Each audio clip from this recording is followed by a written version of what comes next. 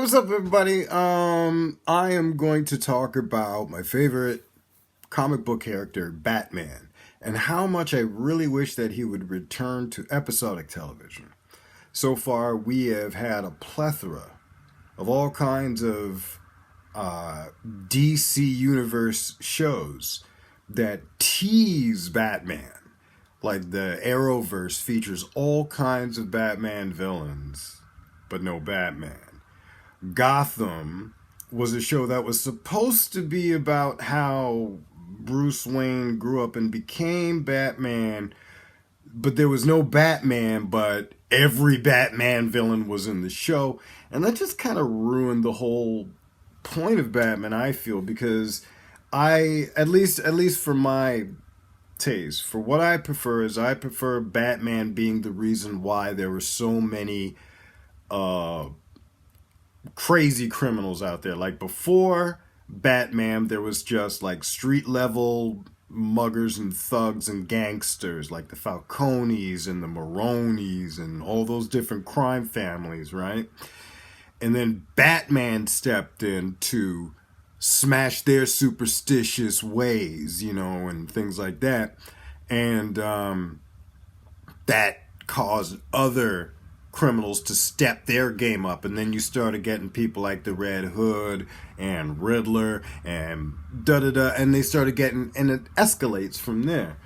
So anyway, there's all these shows that are all about Batman stuff and Batman villains, but there's no Batman, and that needs to come back big time.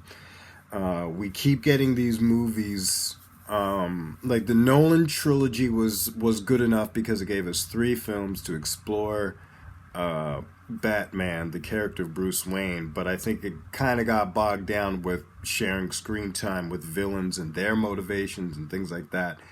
Episodic television is the best way to do it because you're able to really, really pull out all of the dimensions of this character. And the way I break it down is like the best comic book characters come in threes. There are 3 characters. Like Superman, for example. You have Kal-El, the alien, Clark Kent, the alien's disguise, Kal-El's disguise, to be a human, to look like a human. And then you have Superman, the public figure, the hero. 3 different characters. And Batman should get the same treatment, and you're not really allowed to get all of that smushed into 2 hours. And I think the only Batman film I've ever seen that's come close to that was Mask of the Phantasm, which I feel is the best Batman film there's ever been when it comes down to the character of Batman. So here's the 3 different Batman characters, the 3 different Bruce Wayne characters that I feel that would be better served in episodic television. So you can work on not only these 3 individual characters who are in one, but also how these 3 characters interact with all of the other Batman characters. Let me break down the 3 Batman characters first. The 3 different characters, you've got Bruce the Bat, Bruce the Billionaire, and Bruce the Boy, right? Bruce, you can tell these characters apart because of the way they communicate and interact with other characters. Now, Batman, regardless if he's dealing with foe or ally, communicates the same way. Very brief, blunt sentences. He's not a chatty Cathy. He's not making jokes. So that's the way he communicates. He communicates with Commissioner Gordon the same way he would communicate with the Riddler, right? Not a personable guy. Then you've got Bruce the Billionaire. Now, there's 2 different ways that you can take a look at this character, depending on what type of a world that you're fashioning, or da-da-da-da-da. You've got Bruce, who can either be portrayed as the aloof playboy, the one that we get examples of in Nolan's world, where he's at, where he buys the hotel so he can allow his model friends to frolic in the fountain. But then also you've got the straight up businessman Bruce, the one who is about keeping the family name up. You know, the Wayne Enterprises, the Wayne Foundation, Wayne Tech, and you know, I picture that one. I picture like a combination of both. Like, you know, like Elon Musk or that Richard Branson guy, right? Think about it. In real life, if you were to take comic books out of pop culture, Richard Branson, Elon Musk, billionaires doing all kinds of crazy things, all kind, you know, in the spotlight and whatnot. Now, if you found out that there was a vigilante who dressed up as some crazy bat and beat the crap out of criminals and was taking down terrorist organizations and whatnot, I really think just because they're billionaires, that means it must be them. That means they must be the vigilantes. Quite a stretch, I would think. Because if I were to find out that Elon Musk was a butt-kicking vigilante who, like, took down huge criminal organizations, I'd be like, what? There'd be no reason to expect that. So that's the reason why the second character works, because he has to deal with other corporations and things like that. The Bat Bruce and the billionaire Bruce communicate differently and have different purposes. So those are two different characters. Anyway. And then you got the third one, which I don't feel gets played enough, is Bruce the boy, the one who's still in Crime Alley over his parents' dead bodies. This is the Bruce Wayne who wakes up in a pool of sweat in the middle of night and makes confessions to Alfred that he would never tell anybody else. And this is the one who visits the graves of his parents, and the one who's always, you know, asking questions. Am I doing enough? You know, Father, what should I do? Mother, I miss you. You know, the vulnerable, emotional one who, you know what I mean? So this is why I want episodic television for Batman, so we can really, really dig into these characters and how these characters relate with others. Because, especially with the villains, because the villains represent, they represent the opposite of Bruce Wayne and the Batman, especially if they're written right. The boy Bruce Wayne, there's very few characters who know the boy character, like Alfred does, and in the comics we have Leslie Tompkins, which, come on, episodic television, we need Leslie Tompkins. She's an awesome character, because you have Alfred as the surrogate father, and then you have Leslie Tompkins as the surrogate mother, right? So that really works well with the Bruce boy character. You need that, right? There's so many times in the comics where you see Batman confronting Leslie. Now he's doing it as Batman. He's talking to her as Batman, but she's talking to him like Bruce the boy. So many different ways that these three different characters in one interact with other characters, which is so amazing. Getting back to the villain thing, all of the villains represent the different sides and the different aspects of the character Bruce Wayne. Like, you've got Riddler. Riddler, to me, is Bruce Wayne's ego. He represents his ego and his intellect, right? Bruce Wayne's ego, Batman's intellect. And Riddler challenges both of them. Riddler doesn't even have to know that they're both the same. And I, prefer not that the villains don't know the secret identity unless it's going to be some big, whatever. That's another thing. Let's just say for the main part, the villains never know that Bruce and Bat are the same thing. Riddler could end up, doing something to fool with Bruce Wayne so he can get into the Wayne riches somehow, right? Or whatever. And then you've got Batman, and he's challenged by the intellect, right? And you've got Riddler being so, and Bruce is like, how dare this guy try to get into Wayne Tech, da da da da da. And then Bat's challenged by the thing. So you get Joker who challenges Bruce. Bruce is all about what he says. He's about justice. Joker's about chaos, right? You've got Two-Face. Oh, brilliant! Oh my gosh, I was so upset when they killed him off, and when Nolan killed him off. That's another thing that really drives me nuts about Batman films, when they kill the villains off. What are you doing? Arkham Asylum exists for a reason. Arkham Asylum exists for a reason. I can't stand it. That, Batman is pretty much well known. It's murky now these days. But there used to be a time where Batman was about a no-kill rule. Right? There were times where certain comic book writers went off and decided to do their own thing and make it but usually when Batman killed somebody, there was a story reason. There was a character challenging thing. It just wasn't like, oh, there's a bad guy in my way, broke his neck. Oh, look at all those bad guys standing over there. Batmobile, machine gun, they're gone. No. That's stupid. Come on, man. We've already got heroes out there for that. We got the Punisher. Basically,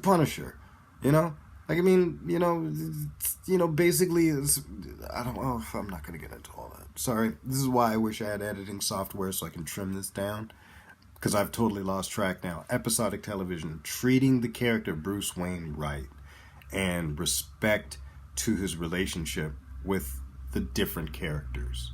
I would imagine that, Bruce Wayne obviously acts with Commissioner Gordon differently than Batman would. And right there, that's, episodic television works so well because there's so many different characters. Dick Grayson. You have Dick Grayson, who is Bruce Wayne's ward, that relationship, the father-son, because boy Bruce is looking at Alfred to be a surrogate father, and now we got billionaire Bruce trying to be a surrogate father to Dick Grayson, but he's got the duality with Batman, who's got Robin. So you've got Batman kind of like it depends on which Robin. It's all Robins are different, which means that Batman becomes a different type. You have Batman the teacher. You have Batman the drill sergeant. So there's different ways, and it depends on who he's dealing with. And I want to see, with episodic television, I want to see Dick Grayson eventually grow into his own man, resent being under Bruce Wayne's commands all the time in restrictive ways. And then I want to see when he says, look, Bruce, I've had enough. I'm a man now. I don't have to live here anymore. I want to fight crime my way. And he leaves Wayne Manor to go to Bloodhaven, I believe the city is, to become Nightwing, which would put Batman back to being solo again, which I think then would create a new Batman character. This is a character who feels that he has failed in a way because Robin left. So we might get a bit of a darker Batman. See, you get a long episodic series. You can explore so many different Batmans and give them reasons for being different. You can start off, I'm not saying literally the Adam West, right? But I mean, when he's with Robin, he's got a partner. right? He's got someone to interact with, so he's not such a stone cold thing in the beginning, right? He's careful. He wants to make sure Robin's okay. Blah blah blah. Blah, blah. And then when Robin leaves and he's back on his own again, when it's almost like he's got the attitude of like, well, fine, I'm back on my own again. It's like, so we get a darker Batman. So then we can feed into the audience that likes a little bit more of a darker Batman because he's on his own, right? Obviously Barbara Gordon would be introduced at around that time and blah, blah, blah, blah. This is why you got episodic television. Please, Warner, come on, man. Stop putting Batman in 2-hour films and trying to cram so much of an awesome character into that limited amount of time. I know out there are so many actors out there, young enough actors, who would have absolutely zero, who have no ambitions on becoming like the type of actor who's in every type of movie. Because usually what it comes around to is an actor will be typecast for something when they are young, and when they want to branch out and do something more, they're typecast, and they're like, I hate that character because I'm typecast. But then later on in life, they really begin to understand how much of an impact they made on so many people's lives. And they're like, you know what? I take it back. I love that character, and I have no problem doing that character for the rest of my life because they've swallowed their ego over it, right? Which is why you had Leonard Nimoy up until the day he died was still playing Spock, because it meant so much. So I have no doubt that there are so many people out there in the gym lifting weights, got themselves that perfect athletic, type body, saying, I would love to play Batman. I would love to play Batman.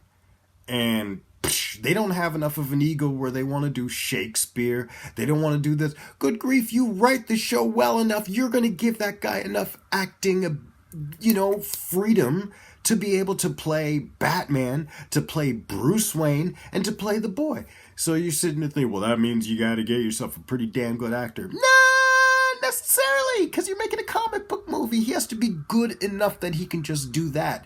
The writing takes care of everything else. The fantastic nature of the show, the setting, the art direction, the music, and just the brilliance of it all should all even everything out. We don't need Golden Globe nomination performances, even though that would be great.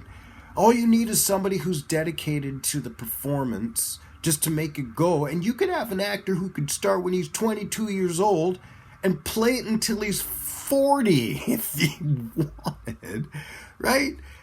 And because, I don't know, man. This is what I want for Batman. Episodic television. Treat the character right. Not just Bruce Wayne, the Bat, the billionaire, the boy, but also the villains. Flesh them out more. Don't make it so that at the end of an adventure they get tossed off a building and then they're dead. Have Arkham Asylum, for Pete's sake. There's a video game series that is about Arkham Asylum. Like, how many different... Arkham City, Arkham Knight, Arkham Origins, Arkham... Come on. Arkham alone is a... Stop killing off Batman villains. Put them in... Or Blackgate even. Oy, oy, oy. And that way they could come back and present another challenge for the different Batman. Because you've got the Batman who's the rookie beginner loner, right? Villains challenge him that way. Then you've got the Batman who's got Dick Grayson. The Robin sidekick. That's a different Batman. Now the villains trigger him differently. Right? Dick Grayson grows up, becomes Nightwing, leaves. We got a different Batman who's solo and darker. Now the villains are treated... Come on, episodic television! Stop it! Come on, man. Batwoman. No Batman. Stop it! Just bring us Batman, for crying out loud. Good grief. Bat in the Sun. They had the same actor playing Batman for what, 10 years now at least? And Bat fans love the guy. Is he an amazing actor? Amazing actor. I wouldn't say he's an amazing actor. He's a good enough actor to put on the cowl, to put on a business suit, and talk and stuff like that and da-da-da. I don't know if he's got the acting chops to cry at a tombstone, but I'm pretty sure there are plenty of guys in the gym pumping their weights who have enough passion in them to be able to do those 3 characters right. You don't have to look for A-list actors. Come on, just somebody who's committed. Episodic television. Stop with the Batman movies. I'm tired of the Batman movies. He's got a long life with a long list of characters that he deals with. And come on, stop it. 20 minutes, I'm done.